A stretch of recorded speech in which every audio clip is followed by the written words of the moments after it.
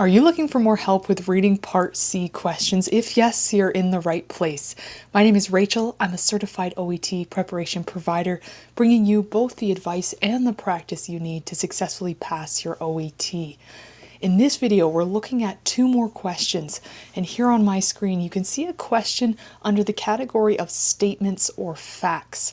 So let's take a look here, and you'll also see that there is a bolded and underlined word. We will look at that in the next question. So our question reads, the writer states that products made from chrysotile. Now, we've looked at in previous videos the difference between a suggestion and a statement, and often we get the answer wrong if we're not paying careful enough attention to the verb here. So as a reminder, it's a statement, which means when we're looking for evidence, we're looking for something that's paraphrased in the way the writer has actually said, and rather than a potential possible application, we're looking for something that more accurately reflects what the writer's actually mentioned. So what I want you to do, pause the video, read through the text, and take a look at the options. Notice with these options, there's different verbs. There's also different objects. So focused on the application, focused on the health threat, the regulatory bodies, or the asbestos-containing products.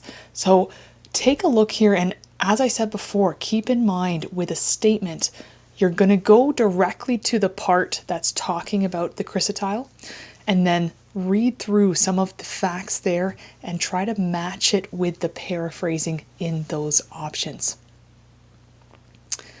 All right, let's take a look here together. So the first thing I would recommend is skim your paragraph for where you see the word chrysotile, because that's what we're focused on, and we see it pretty much right off the start. So next step is read all the facts about chrysotile and then decide what is being said as a fact and how does it match the option. So what do we have? Chrysotile is the only form of asbestos that is currently in production today. And one technique that can help, after each sentence, quickly skim the options to see if any of the themes align. So for example, the current production, are there any that are addressing that? And we don't see any there. Despite, I've previously talked about words like despite, however, and in this case we also have one with although. We also have in spite later. You want to note those. The reason for that, there's contrasts that are being presented, and they can help us often narrow down the answer. So despite their association with lung cancer, chrysotile products are still used in 60 countries, according to the industry-sponsored Asbestos Institute. So I've read that. I look at my options quickly. I can eliminate A, have restricted application. Why? Well, this sentence, if I summarize it, 60 countries, quite widely or broadly, right? It's not limited or, in this case, restricted. Let's keep reading. Although the asbestos industry proclaims the safety in quotations, remember when you see quotations, it means somebody is saying someone else said that. So we may not know that as true, but we're air quoting that. The safety of chrysotile fibers, which are now embedded in less friable and dusty products. Little is known about the long-term effects of these products because of the long delay in the development of disease. That's a long sentence. So let's go back to this idea of read it, summarize what is the theme here, and then how does it match the options. So we have this idea that they're proclaiming it's safe. They're now in these less friable and dusty products. And then more to that, the contrast, little is known about the long-term effects of the products. Why? Well, the cause, because of the delay in the development of disease. So there's 4 parts here, 4 different statements that we can skim our options for. So may pose a future health threat. Well, if we go back there, right, what do we see? Long-term effects of these products because of the long delay is in the development of disease, and we start that phrase with little is known. So this, if you're not sure, is this a good option to consider? may pose a future health threat. Well, we're seeing some synonymous language, long-term effects connected with health or disease. So I'm seeing a couple clues that are pointing at this option. Let's go through the other ones just to check. C, enjoy approval by the regulatory bodies.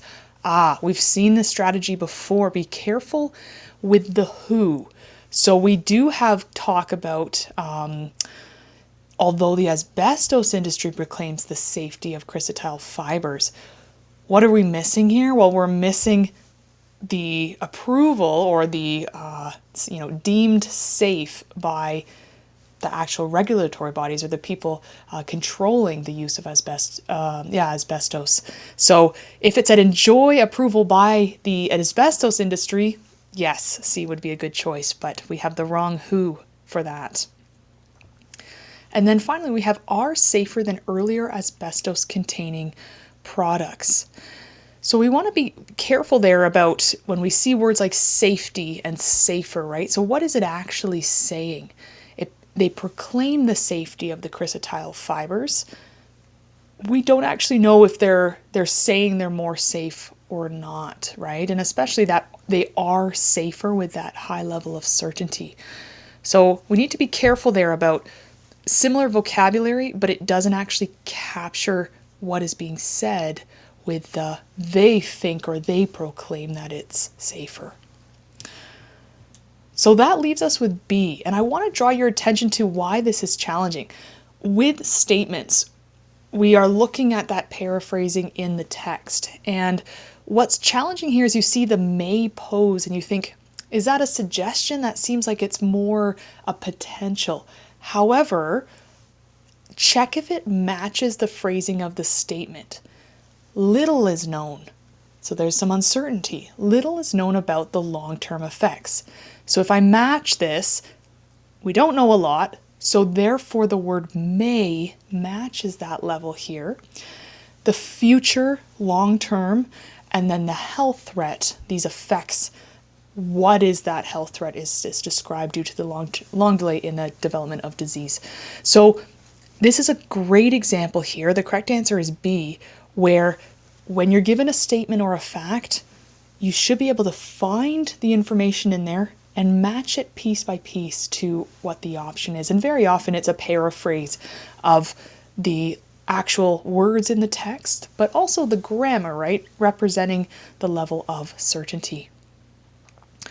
Okay, let's now zero in on this next question with the word this, and this is called a lexical reference question. We've seen one of them before when it was more of a vocabulary question. This one is challenging because we're seeing this relative connector word, and it's a determiner, meaning that it represents another word that we can substitute. So we want to use that knowledge of grammar to help find the answer. When you get a lexical reference question, a good place to start is the sentence itself. So let's go to that and let's read that together. Before I do, I recommend pause the video, preview the options, and see if you can find it on your own. Then unpause it when you're ready and we'll walk through this. Okay, these questions are trickier than they look. Why? Well, they're not always as obvious as they seem, and we have to think strategically with the grammar. Also, always note the introduction words. So when we have this word again, well, it's repeating something. So that's a clue that we need to go back to the previous sentence to find more information. Again, what? We're missing. There's a question mark. This. Now this should be replacing either a noun or a noun phrase. And how do we find those nouns? Well, it's been referenced at some point before, so it's a bit of a process of elimination. We go back to the previous sentence, we look for a noun or noun phrase that could fit. If we don't find anything, we keep going back until we finally find something that makes sense. So that's piece number one. When you find the answer, you should be able to replace it with something that makes sense. The other piece is look at the connection here to the rest of the sentence. So due to, that should be causing you to think about the cause and effect, right? So something is we could say it's due to, or it's resulting from, it's caused by the long period of time between exposure and the onset of disease. So walk with me through this. Due to the long period of time between exposure and the onset of disease, what is due to the long period of time? Well, let's go to the options, and you can often eliminate. This is where people often get it wrong. They choose the option that's already there in the sentence. So be careful not to accidentally choose the rest of the sentence. Choose what's missing. So here's a good example. A, the interval from asbestos exposure to disease. If I was to rephrase that, I would rephrase that as the long period of time between exposure and the onset of disease. So the problem with A is it's already actually in our sentence there. We have that given. So it seems like it is summarizing, but it's summarizing the wrong part. So we need instead, what is it that's due to this? Now, for the other options, what next? Well, let's go back to the previous sentence. Often the lexical reference is surrounding, either before or after. So here's our previous sentence. Asbestosis remains a significant clinical problem, even after marked reductions in on-the-job exposure to asbestos. One thing that can help is underline the nouns, or in this case, highlight the nouns. So asbestosis, noun, it's a disease. Significant, it's a describing word or adjective. Clinical problem, so we could say this is a noun phrase, all parts of it together, but the problem is really the key noun here. Marked reductions, so that's another option. In on-the-job exposure, so again, we have quite a few adjectives here describing our nouns, and we have asbestos. So 5 options: asbestosis, significant clinical problem, marked reductions, on-the-job exposure, and asbestos. So we're looking for one of those that matches the due to the long period of time between exposure. And if you look closely, you can eliminate, right? So long period of time between exposure and the onset of disease. What is the disease? Well, asbestosis. So we can eliminate asbestosis because we see it's already captured in the sentence. Now, significant clinical problem. If I read that to you, again, the significant clinical problem is due to the long period of time between exposure and the onset of disease. That's a nice fit, usually a problem and a result, or a difficulty and what's causing the difficulty, or an issue and the cause. So that's a clue. Cause and effect, look for difficulties, challenges, problems. Now, the next step is let's look at the options here. So does one of those actually fit there? The decreased use of asbestos in workplace. Well, we see marked reductions is getting at that. Asbestosis as an ongoing medical issue. Well, we see asbestosis already in the disease part, but look at that ongoing medical issue, right? So the issue part is synonymous with the problem there. Occupational exposure to asbestos. Well, we already have exposure here. So if we said occupational exposure to asbestos is due to a long period of time between exposure and the onset of disease, it's redundant. We're repeating it. So only C is the one there that fits as the cause and effect, clearly outlining the problem and what is contributing or causing that problem. Why is this question tricky? Well, look at the vocabulary. We see in the options, we see asbestos a few times, we see asbestosis, and you see asbestosis in there. It's already captured by disease, but what's key here is the ongoing medical issue is not already in the sentence. Exposure, that part we see is already fitting. So it's puzzle piecing it together, what is not there already in the sentence and what's missing with this cause and effect style. Often we choose the wrong one because we just try to paraphrase what's already written. And then to check, we can say, let's read the whole sentence start to finish with the previous sentence as well. And let me clear those. So what do we have? Asbestosis remains a significant clinical problem, even after marked reductions in on-the-job exposure to asbestos. Again, the significant clinical problem is due to the long period of time between exposure and the onset of disease.